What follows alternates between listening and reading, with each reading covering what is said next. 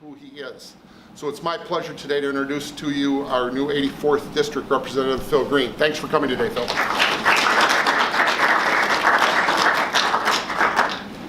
I want to thank you all for being here. I was told it was the superintendent, so I was expecting like 7 people, and but I'm excited.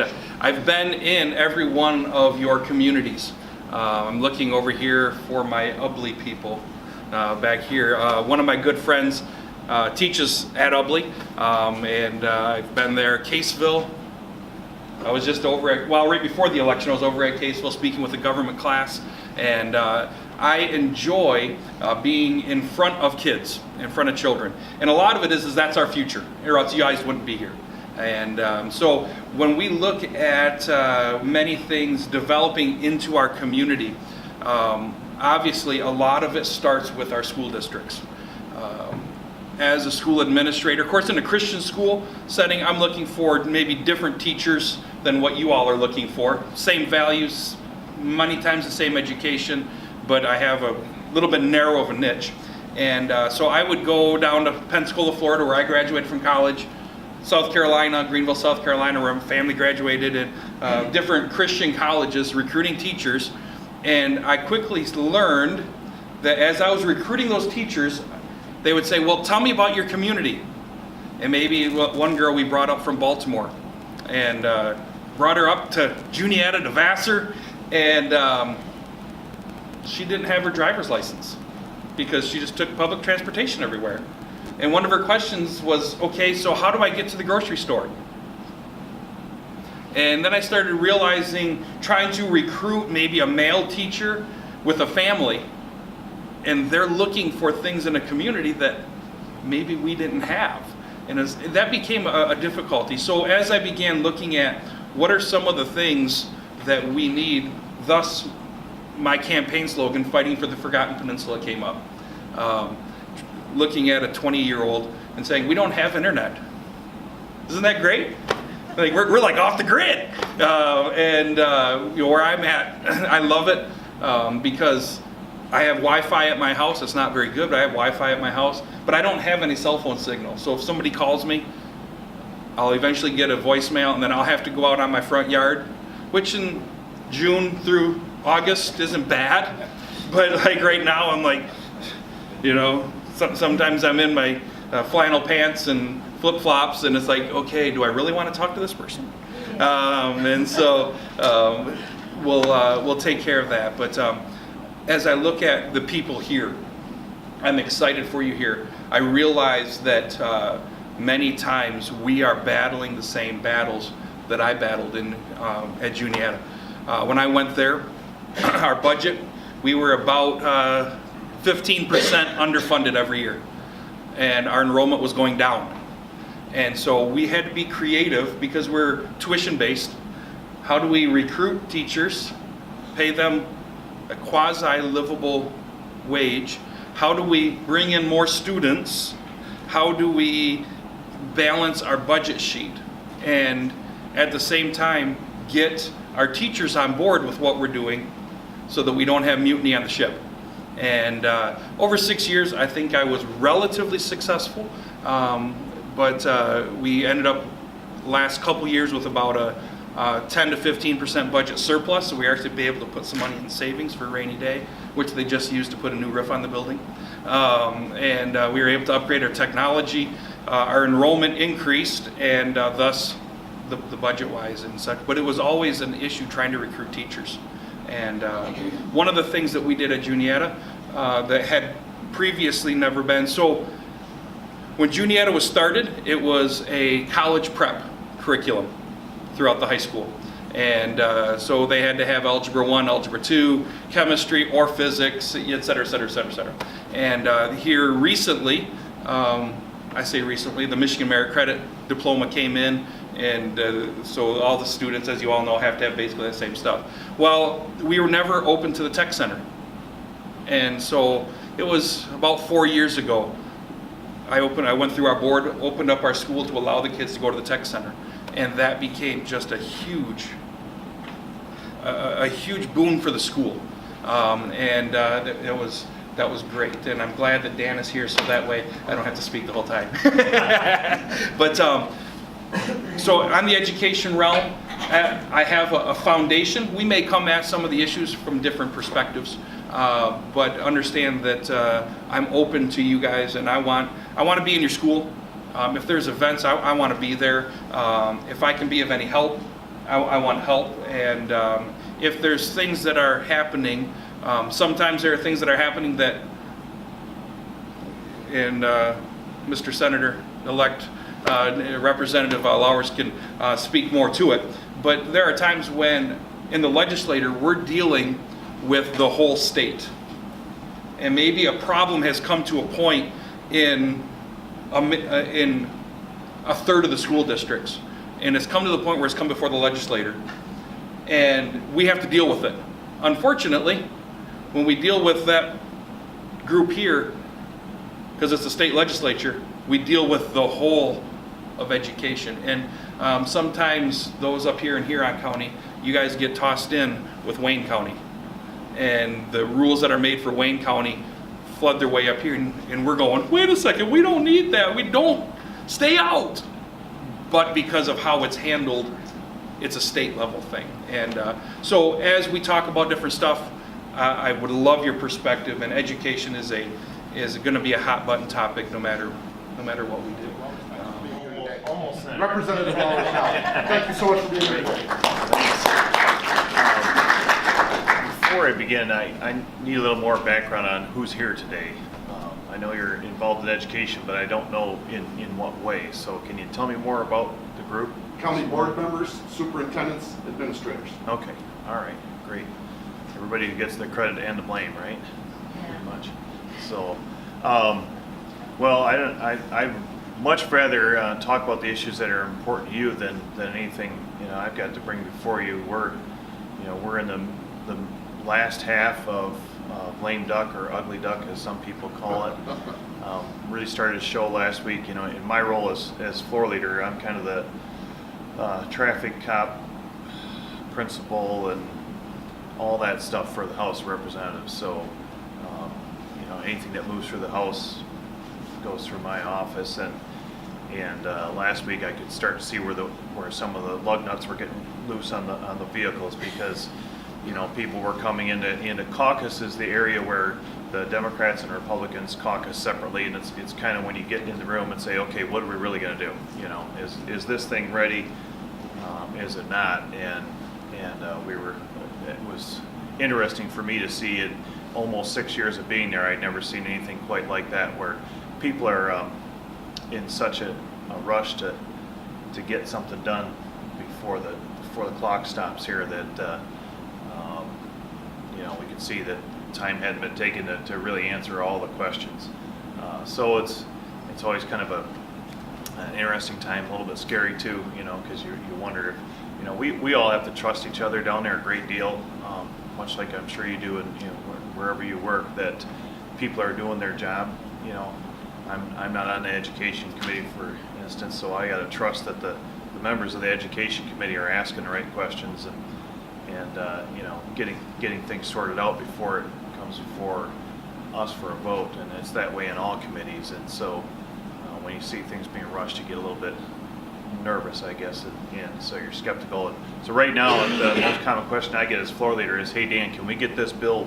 And my response to that is, how are you coming in the Senate? If it's a House bill, I'll just say, how are you coming in the Senate? And if they give me that blank, hesitate look, I'm like, okay, ain't gonna happen. Or if they say, oh, the Senate's gonna act on it. We've got 6 days left in the legislature if we go all the way, to before Christmas. So that's 1 week more than was planned. So if they say they got it done in the Senate, then I'll say, and is the governor going to be supportive? And same thing there. If they hesitate for just a second, I'm like, never mind. There's just not enough time to do that. The House is starting at 10 a.m. these days. Normally we would start at noon or 1 and have committees before that. So by starting at 10, there's less time for committee work too. So I was really interested to see that last week there were several bills introduced yet on Thursday, and I'm thinking, I don't know know why people are introducing bills at this point. You know, when you got to get through the House committees, House floor, Senate committees, Senate floor, all that. So probably some of it's just done for show, I guess. I don't know how else to say it, but that's enough about that stuff. If there's something in particular you're wondering about that's going on in Lansing, lame duck or otherwise, happy to fill you in on it. So, questions about anything that's going on there for me or Phil? Any thoughts about using the state school aid fund that's used for public schools to fund charter schools? If we're talking private, no. Public, yes, I guess. Public charter schools? Yeah. Publics, I think they get money now, don't they? They get the same allowance. The private one, there's been an effort recently, I guess over the last couple of years, for things that the state requires of a school. So whether you're private or public, that's where the effort's been to pay for it. It's that old, unfunded mandate, if you will. So even if you're a private school, you must report to state something. That's where some of the effort's been to say, should we fund that specific task that we're putting on a private school? I think that's where some of that discussion comes from. So, other questions? Just, if you could just, each of you, kind of give your, as you enter into the session, Mr. Lauwers, Mr. Green, as you enter into the House, can you kind of give us a background of what is your educational philosophy? So how will you lead in the educational area? And kind of what's your beliefs about education from, teacher evaluations to teacher shortage to all that stuff? Where do you stand in education? Because that's one part I Well, I don't ever try to pretend to be any kind of an expert on education. I'm a product of public schools, so are my kids. So I think education is one of the most interesting topics we have in Lansing because it receives public money and it goes through the state. Everybody expects the state to fix education, and the state's lousy at doing most things because of just what Phil was talking about. You try to make one size fit all, and that normally doesn't work. I mean, I think part of what Phil was describing is what we see so often in the state is that you have maybe 10% of the people are doing something wrong, whether this is education or anything. You got 10% bad actors. So something happens so egregious that people say, boy, there ought to be a law against that or something. We got to make sure that doesn't ever happen again. You hear that all the time. So you pass a law to try stop that 10% from happening, and that makes all the other 90% jump through to prove that they're not doing what was wrong, that they were never doing in the first place. And then, the 10% generally, when someone's being a bad actor, it's for other reasons or other motivations, and they find a way around it and keep on misbehaving anyway, I guess you might say. Now, that has all different kinds of applications. If you're just talking about education, it's more, what we struggle with is the top down. People think you can come to Lansing, put this solution on, and then back out into the state, and it's going to fix things. And my philosophy, I guess, if you will, is ever since we started thinking that government had the answers for schools and got a Department of Education and started, saying, here's how you got to do things. We haven't seen education improve at all. Really, kind of, I would say, seen it go the other way. Not getting better. So, how we get to the point of reestablishing real local ownership and control. I mean, everybody talks about local control, but local ownership is the more important thing. And the hard part with local ownership is that you get to live with your results. And that's where people get all, I guess, that's where they start disagreeing. So my philosophy is everyone should be allowed to just really run their systems the way they want to run them and own the results for that. And I don't know how you get around having a pride of ownership if you don't allow people to have ownership. the other side of that is if you don't have a successful situation, that's when people start screaming and saying, you got to help me, you got to fix this, and that's part of that living with your results thing. So I don't know if I'm saying that clearly enough, but I kind of look at almost everything that way, whether it's education or otherwise. That the biggest difference I see generally in schools that are succeeding and schools that aren't, all comes down to the community. The schools that have good community ownership, good community participation, parental and business involvement, all that seem to be doing pretty well. It's the schools where you don't see that ownership that seem to be really struggling. So I don't know how a state makes that happen other than, hopefully stepping back. And we have several measures trying to be put through before the end here. A to F will probably come up again. Another set of hoops, to go through. One side argues, hey, this is going to make it, by making it comparable across the state, it'll put pressure on the underperformers to perform better because everybody wants to look good. The other side of the argument is, great, there's another several hours that someone in the school system is going to spend assembling information, processing it to the state, and once you figure out how to answer the questions right, you just created a half-time job of a person making sure that those questions get answered correctly or as best they can every year, so that your grade is better. Those are awful things when they come before us, because there's no way to win on that vote.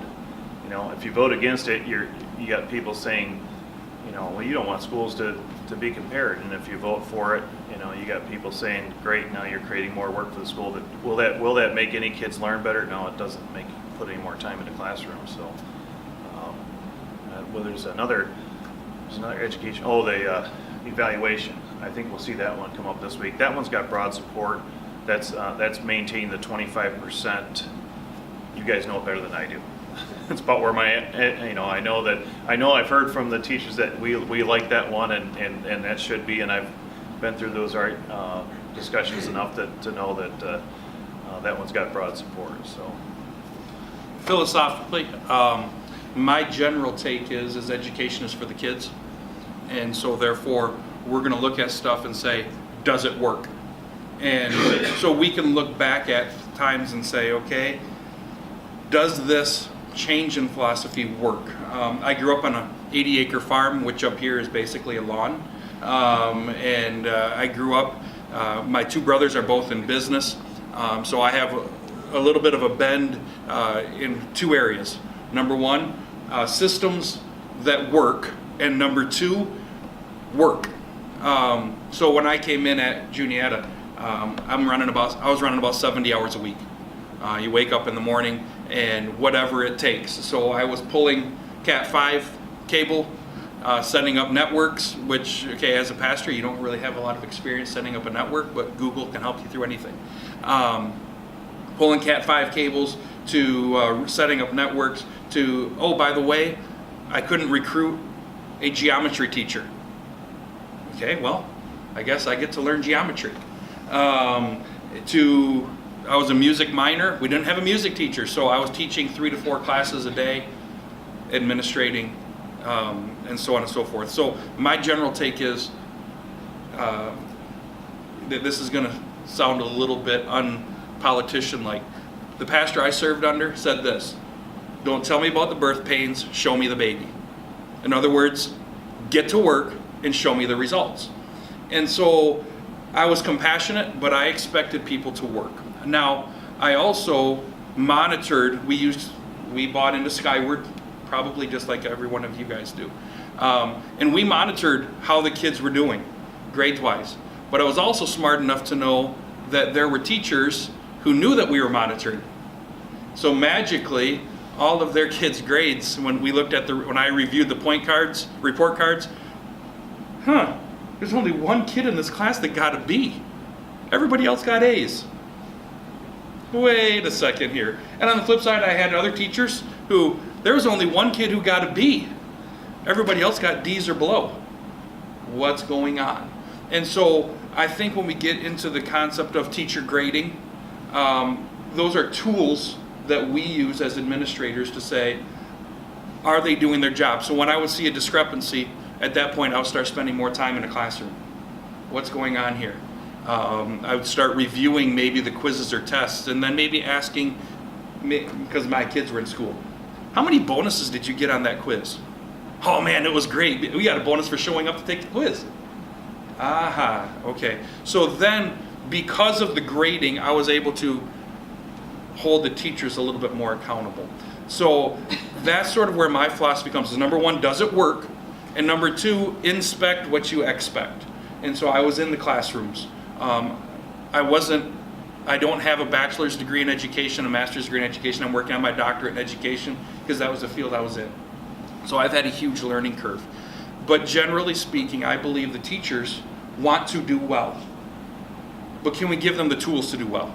And then the next question is if I give them those tools, is it going to help them do well?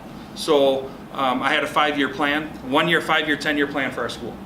And my 10-year plan was we were going to have smart boards in our classrooms.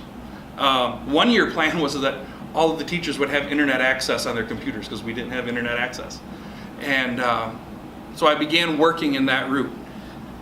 18 months in, all the teachers had their desktops, all the teachers had internet access, and I got a phone call from somebody in Auburn Hills. I have no idea who, where, when, why, or how. They said, hey, look, we sell a teacher's brunch. We have a whole bunch of smart boards, like 12 of them. Can we donate them to your school? And that really stunk, because that blew apart my 10-year plan. So then I had to create another one. But we started to realize something. Sometimes our teachers were spending so much time working on the system that we were creating that they weren't working with the kids and actually helping the kids improve. And so we gave the teachers the allowance. Hey, here's a tool for you to use. It's a tool in your toolbox. But we still expect you to be working one-on-one. So I think that's a little bit of my philosophy is inspect what you expect. And so on the state level, how else do you do it? Unfortunately, if a philosophy gets introduced into school, you don't know the results for about 5 years.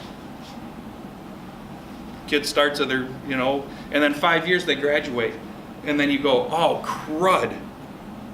This philosophy didn't produce this. In fact, now we have kids who, 5 years down the road, they don't know this basic information. And so I am very slow to change my philosophy just because if this was working, let's stick with it. Let's not change a whole system for a small group of people. Let's maybe take that small group and give them a different system. But so philosophically, I believe education is for the kids. And I want to educate in methods and curriculum that I know works, instead of experimenting with a generation. That answer the question maybe a little bit more?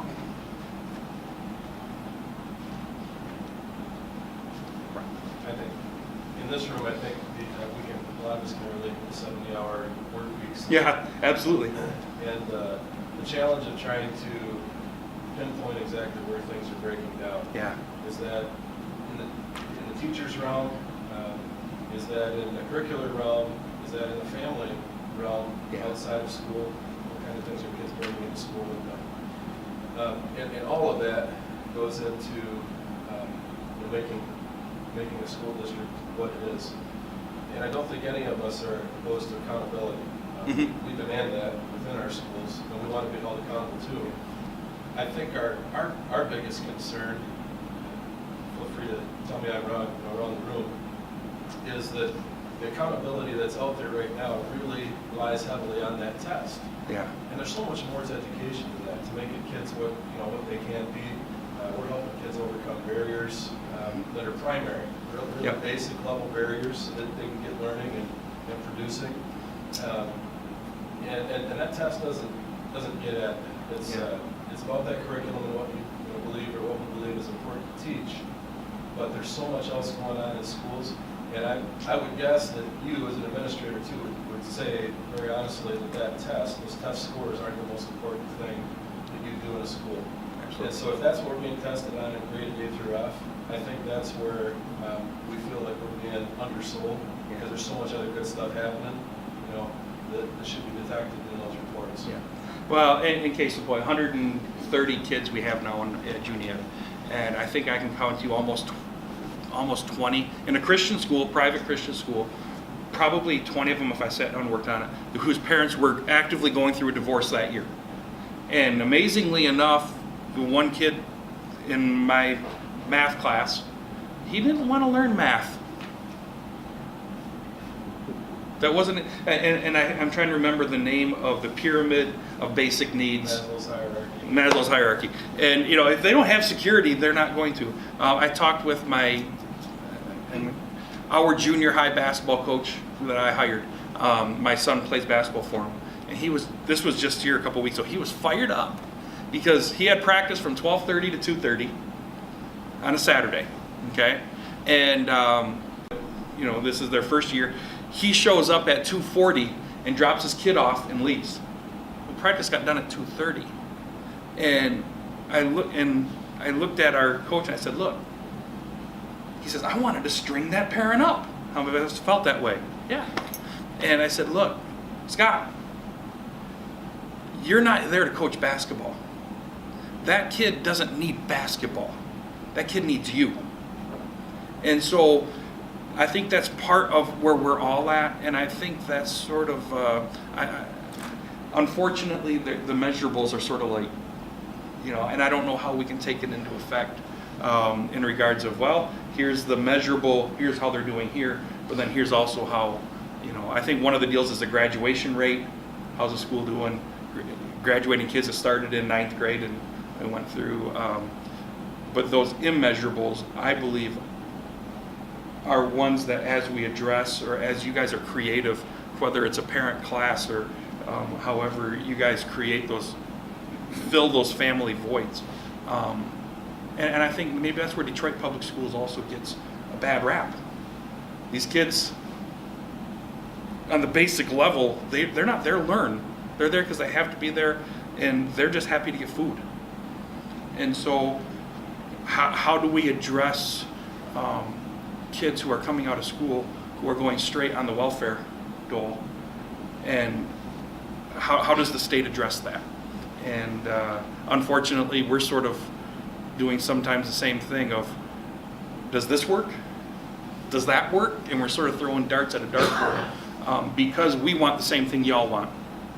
We want productive members of society that aren't causing issues in our towns.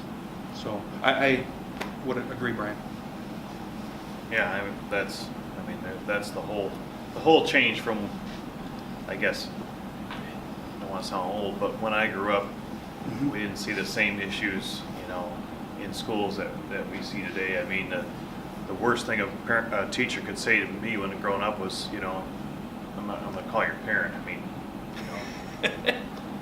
that was, fear of God, and today that's really not as significant as a threat as it might have been, and the whole thing of parent has changed. I remember several years ago now, gosh, it's got to be 12 years ago or better, that when I was chair of our rec department, and we were signing up kids for soccer, and I didn't know why there were so many lines on the parent thing, and talk about culture shock. I just had been living in my world and not in the world that was out there, and these kids are coming up, and there's 3 kids and 4 names, to put on for the contact sheet for parents, and I was just dumbfounded. You know what I mean? This is a while ago already. My kids are out of school now, and they were in school then. So things have really changed, and I've had the discussions with parents of calling the home and actually getting the kid, and the kid can't get the parent on the phone because the parent don't want to talk to the school. So we know those challenges are out there. The difficulty is, again, breaking it up, separating it out. Everybody looks at Detroit Public Schools. Detroit Public Schools probably gets double per pupil what you get, and still they're struggling because you're doing a lot more there than education. You're really, Parents. yeah, well, I don't know if you can call it parenting, but you're certainly providing for, really keep the kid going. Speaking of Detroit Public Schools and funding, the Detroit News, I think, had an article in the last 2 weeks that indicated that Detroit Public Schools is going to need a bailout again for the second time in about 5 years.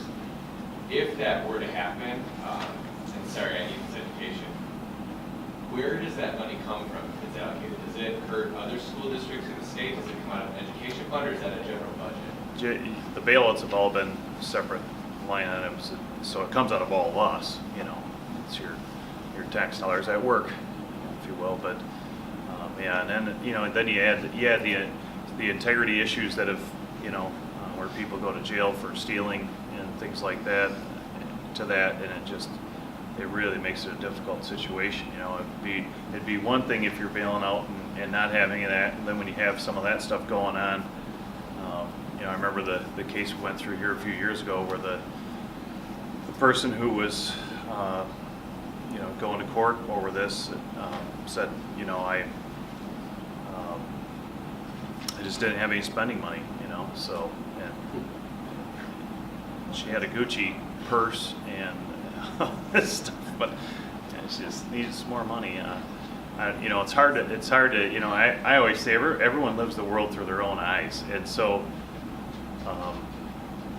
it's inconceivable to me, you know what I mean, some of those things, because I just don't think of it, but you get it, everybody lives differently, so for that person, it was perfectly justifiable, needed money and found a way to get it, but I remember when we, so I started way back when the way back, 5 3/4 years ago, but there was the EEA, I think that was the right acronym, okay. And I remember hearing it was right when I showed up, they were doing tours of some of the schools in Detroit where they had started the EEA, and some of the members were coming back saying, geez, Dan, you really got to go see this. I mean, it's hard to imagine where we came from. We're talking to kids and saying, well, what did you like? They'd been through a year of it or something, and they said, so what do you like about the new school? And the kid says, well, there's toilet paper.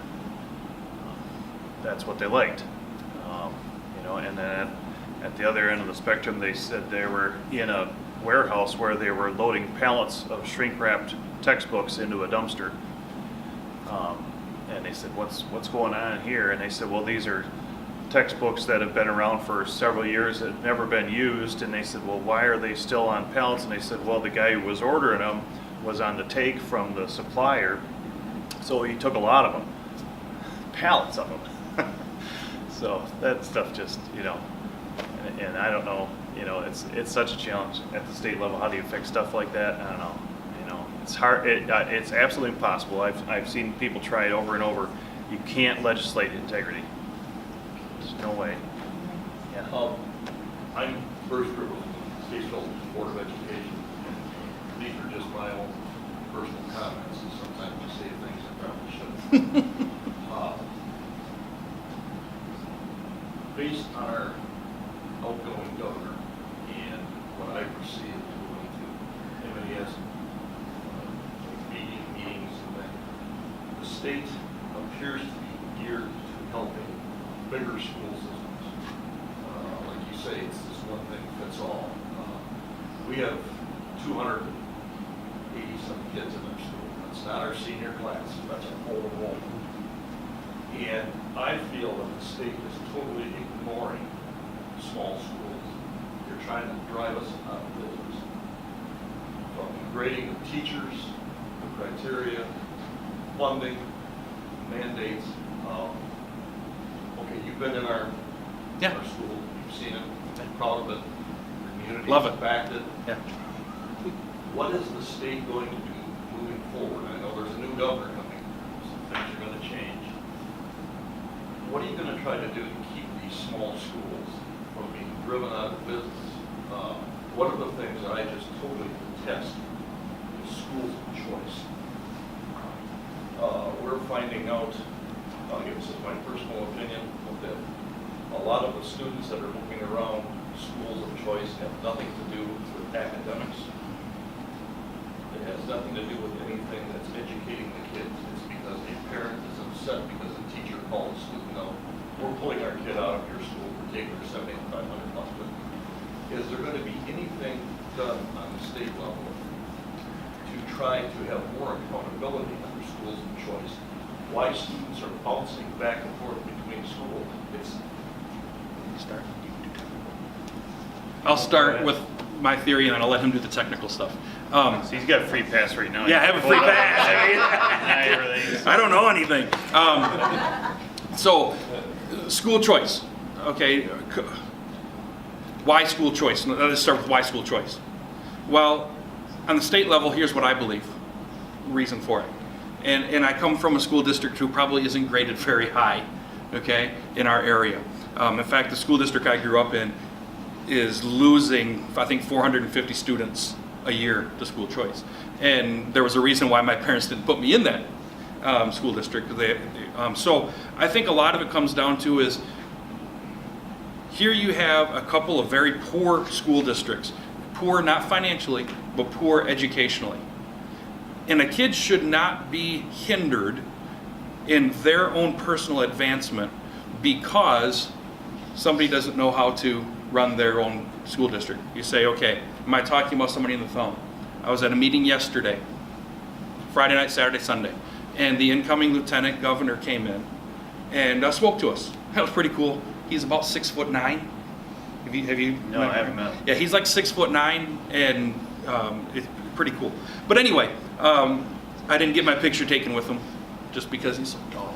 But anyway, one of the things that I caught when he stated was this: I grew up on the east side of Detroit, and my parents had to make a choice to move out of Detroit to the suburbs so I could get a good education.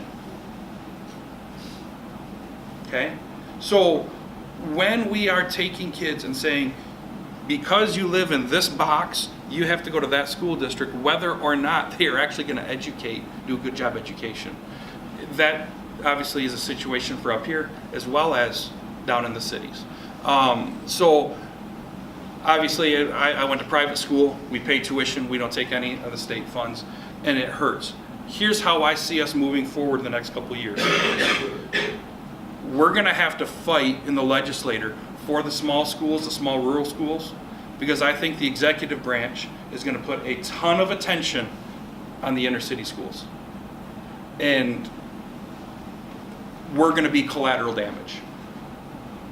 I don't think the executive branch is gonna be looking out for us. And that's where Dan and I come in.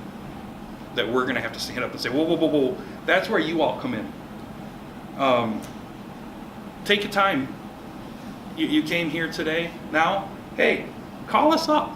Hey, Phil, can we stop and get a cup of coffee? You have a nice little restaurant there in Pigeon. Nice restaurant, Harbor Beach. Hey, can we just stop and get a cup of coffee? And let's talk about some of this stuff. And hey, this bill's coming through, and this is really going to affect our school in this way. And so then we are educated in the nuts and bolts on the ground. Bad Axe, you have several. McDonald's, little restaurant. Anyway, we would appreciate that feedback of how it's going to affect us up here. But again, I think that was a one-size-fits-all, because we have these failing school districts that, in all reality, they really, sometimes you wonder if they even really care, or if they're just working for their paycheck. So then why do we have to take these little kids and subject them to that? So thus it hurts us.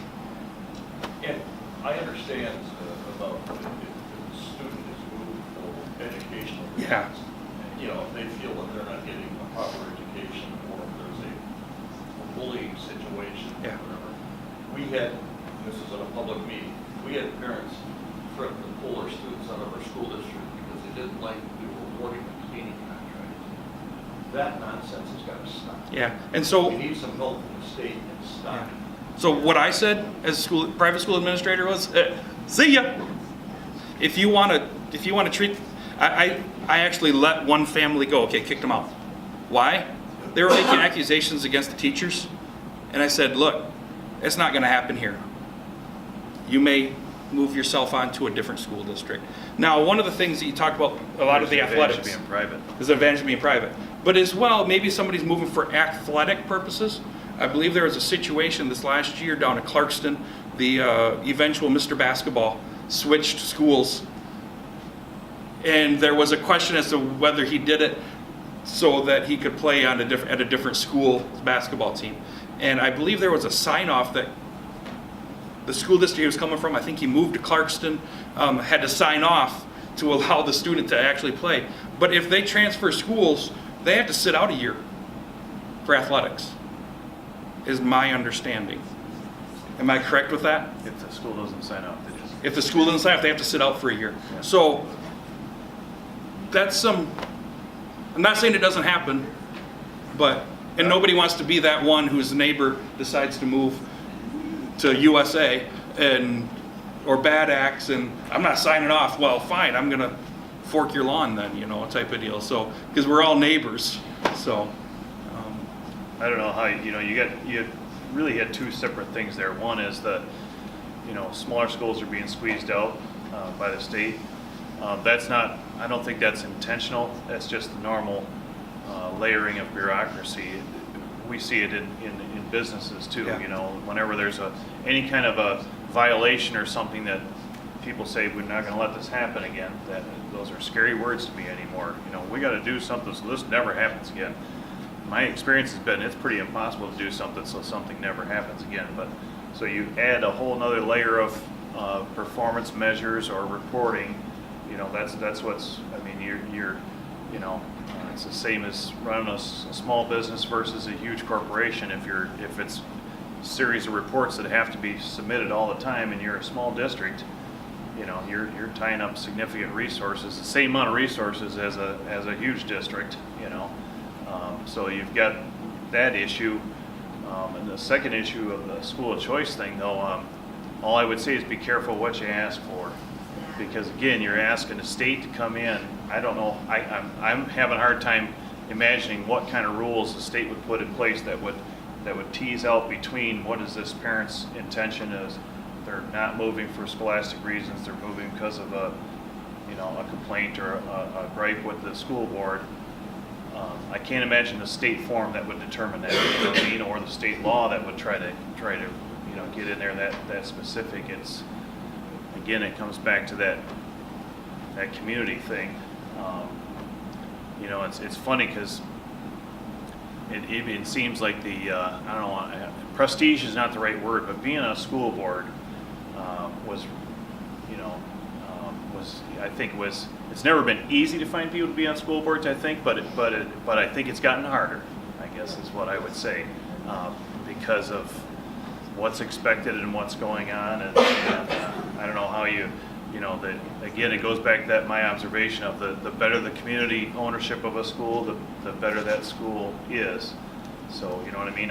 All I'm doing is being frank that I would know how you get the state to create a system that would be able to tell whether a parent was moving for the right or wrong reasons. It's just something that we've experienced. I think it affects smaller school districts like we have up here, when students move, and then if you're, Grand Rapids or East Lansing or something like that, you lose 10 students one way or Right. the other. There's no doubt. There's no doubt that size difference makes a big difference. Yes, Joe. For Representative Green, I have a question. It's a process question.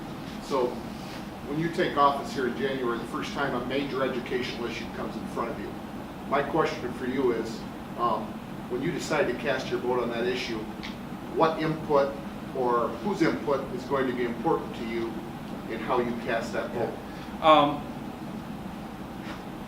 I have not set up an education task force, personally. And part of that is because I know many of you. So I have cousins who are public school teachers. I have a sister and myself who are in private school. I've got to meet and know Brian. Of course, in the Tuscola area, I know Gene Pierce very well. And then I have one of my best friends with Sean Petrie. He's now kicked himself up to a ISD up in Houghton. So one of the things that I like to do is I'm very relational. So I'm going to be up here in Bad Axe, and I'm probably going to call you, Joe. Say, hey, Please, let's anytime. talk about this, and how's it going to affect? And then I'm probably going to give you my side of it as well and say, hey, here's what I'm looking at. So I'm very well aware that our public schools are the backbone of our community and the backbone of our area. I don't want to dismantle that. Okay, does that make sense? It does. But on the flip side is, I want to be an area where, in 1995, Tuscola County went from 16,000 students to today, they're at 8,000 students. I want to be a community where people are looking to move into our community and bring their families here. And part of that is okay, how can we do things better so that people want to move to here instead of North Branch or Frankenmuth? Those are the two big areas down where I'm at. So I'm going to be talking to you guys. And over time, I'm expecting that I'm going to be in most of your offices. Whether or not you voted for me and agree with me, I really don't care. We're going to deal with the problem. I'm going to deal with the experts of that problem. And I'm also going to try to maybe give you a different side of, hey, what other people are saying this. What's your take on it? So at this point, I don't have an education task force. This is my formal committee. But you call me up and say, hey, I'm from Lakers Elementary. We sat together at the table. Okay, I mean, I remember your name. But I go, okay, yeah, I have a concern about this. You know, I'm from Caseville. I'm on the school board at Caseville. I have a concern about this. Thank you for giving me that concern. Now I know how to ask a question. And then I'll try to get back. Fantastic answer. We welcome you, both of you up here anytime to take our input. We appreciate that. My follow-up question, I'm going to kind of point this one at Representative Lauwers. And I'll just use two examples, even though they don't have to be specific. Last week, House Bill 6314 and 6315. I think all the superintendents in the room know that every educational organization in the state came out opposed to those. Every single one of us in the room sent our representative a quick email or text or something saying, this is just bad. We're all opposed to those. And The numbers all run together after a while, so what'd they do? it set up the shadow committee of the Department of Education, the Representative Kelly's bills. So anyway, it doesn't even have to be those two bills, but the point I'm making to you, I do appreciate that you're going to listen to us, but sometimes there's things that are being voted on educationally that we don't feel like we're being listened to. And I just ask, I guess, that please do listen to our input. We know education and we care about kids. I tell you, there's a lot of things that we're absolutely aligned with. We're in this business for kids, just like you made that point before. So, thank you. Well, I would, if you got your cell phones with you, or you can write it down, but wherever I go, I give people my cell phone number, because what I have found is that it's better to just talk sooner than later.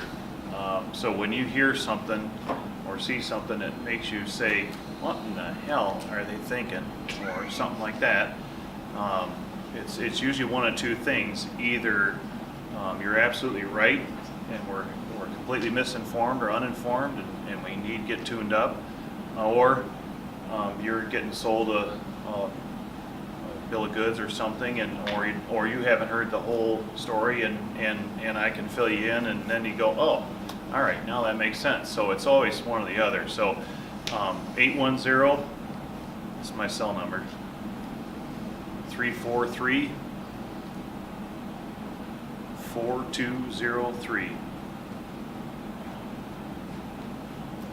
Did I get that one? Yep, 810-343-4203. And I'm waiting to see who has airdrop It's on. Dan Lauwers, so Laowers. Those Belgian names from Detroit. And when you're ready for mine, doesn't look like anybody has airdrop on us. And it's Yep. it's a 2-hour drive from home to Lansing, 3 days a week. So 6 to 8 in the morning, 6 to 8 in the evening. Great times for a phone call. Got Bluetooth in my car, and it makes the drive, A little more interesting. yes, go by better. And mine's obviously Phil Green, just like the color. And it's a good thumb cellular number. 989-551-5535. It's 551-5535. And again, if you call me at home, I'm not going to get it. But if I'm on my way to Lansing, I'll probably get it once I get north. Once I get just north of Davison, then we start getting cell phone reception. So, yeah, please be in contact with us. And I'm assuming some of these bills that he just mentioned, they probably were introduced a week ago. And I don't know. You don't even know, I don't but know where they're at in the process. I mean, Well, were they they passed. up? They're They okay, passed. they're up and they're through. Yeah, Yes. yeah. So Passed the House. that's part of that scramble that's going on. But I'm just saying, the point I was making is that Yep. I know the education input was overwhelmingly no, no, no, but the vote that was cast by our representative Yeah. was yes after listening to all our input. And we'd just like to be, Yeah. I guess we were never given That's that kind of rationale. right. I That's understand. why I want you to have my cell phone number. Just so you know. And I'll always tell you. I mean, I hate wasting time. So, if I'm not going to vote the way you want me to vote, I'll let you know if I know at that time. Absolutely. Perfect. I mean, we always, I find that just saves so much time when you're straight with people. So, Yeah. you had a question before. Yeah, thank you. Just a global question really in regards to economics and education. Just read several articles recently about what's referred to as the brain drain. We in rural Michigan educate our kiddos at MSU or wherever and they don't come back because there aren't jobs that compete with metropolitan, areas. Likewise, we're competing for students in a very small demographic. My question is both economics and education. Are there task forces that have a specific mission to look out for rural Michigan? You've got the UP, you've got much of the lower peninsula that is rural in nature, but it does Right. seem, like you were referencing earlier, that Detroit Public, they fail again, our money flows to them. That we're funding the large areas and the values and the goals in rural areas are somewhat neglected. So my question is, just to kind of focus, is there clear representation or is there a clear task force representing rural Michigan? Is there something? No, your task force is right here.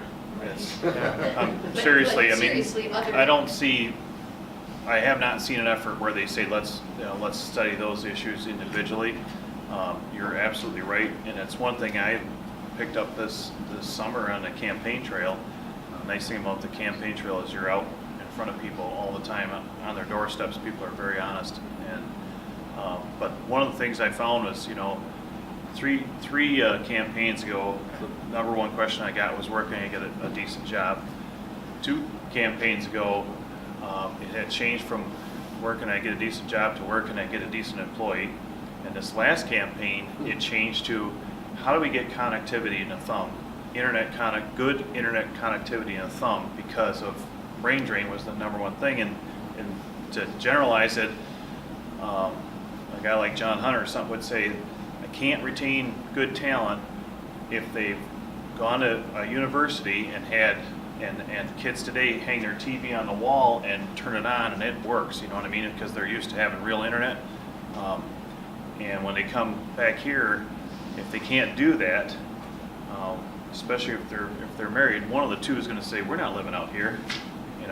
If we can't do our Hulu TV or whatever it is.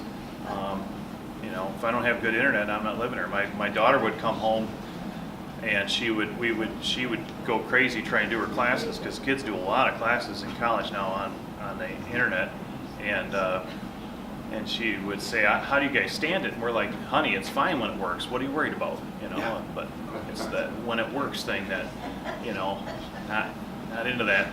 So we have Air Advantage down where I am, if you guys know that system. But so she would go to McDonald's and try to make it work or something. But so I think, the two answers are, one is, I know we have to, if we could solve the connectivity issue and have as good internet here as you can get in the city, I think we can win a lot of that war, because we got a much better place to live. people, young adults like the city until the kids come along, and then especially if they were raised out in the rural America part of it, rural Michigan, I think same story I had, I mean, you want to get back home because that's the values you want to raise your kids with, and so I think if we have good connectivity, we will solve a lot of that brain drain issue. But the task force issue, it's your rural representatives, and the good news is there are many rural representatives. The bad news is there's just as many from the urban areas, and we always have on all issues. Doesn't matter, education, transportation, you name it. We always have that war going on in Lansing between urban and rural, and that's the good news about representation. Everybody has, if you're in a house, you got about 90,000 individuals you're representing, and if you're in the Senate, you got about 3 times that, and that's how it's spread out. So, but goes to your legislators and make sure they understand those issues that we deal with. Here's a couple things I'm doing. Number one, I think Dan and I have talked just cursory. I've talked with just about everybody in the Thumb area and said, senators, Congressman Mitchell, and representatives, let's get together and say, what can we do to help the Thumb? I just met with Congressman Mitchell last week and said, talk to me about the rural development. Get it up here. Number two, so I think we're going to be on the same page. Number two is I'm working with several legislators. I spent 10 years in New York, Western New York, and you mentioned the term brain drain. That was coined in Western New York because we lost all of our bright students, bright people, to North Carolina where there was no income tax. And so the statement was, last one out of New York, turn out the lights. It was just, you could hear the sucking sound. And so I'm working with some of my incoming freshmen. My assemblyman in New York did this. He called up his colleague from New York City and said, hey, why don't you come up and spend 2 days with me near Rochester? And I'll go down to New York City and spend 2 days with you. And so get it. So I talked with Cynthia Johnson, incoming freshman. And I said, I want to get you to a farm. That's what she said. I want to come see a farm. I've never seen a farm before. So I want to get you to a farm, and I want to put you in a tractor, and I want to show you how important it is that we have internet access up here. Because those tractors run off push button, boom, boom, boom, go. And I want to take you to the dairy farm in Cass City to show you the robotics, to show you what we need up here. And so I think some of those connections that we're making is going to shed some light not only on our education up here, but also on the needs of rural Michigan, and not just the UP, Forgotten Peninsula. We're sometimes forgotten. So in the sake of timeliness, we're going to bring this to a close, but I just want to finish. We have a gift for both of you on the way out. We so much appreciate you coming and listening and providing your cell phones and being here today. So with that being said, let's give a big round of applause to our future senator and Senate.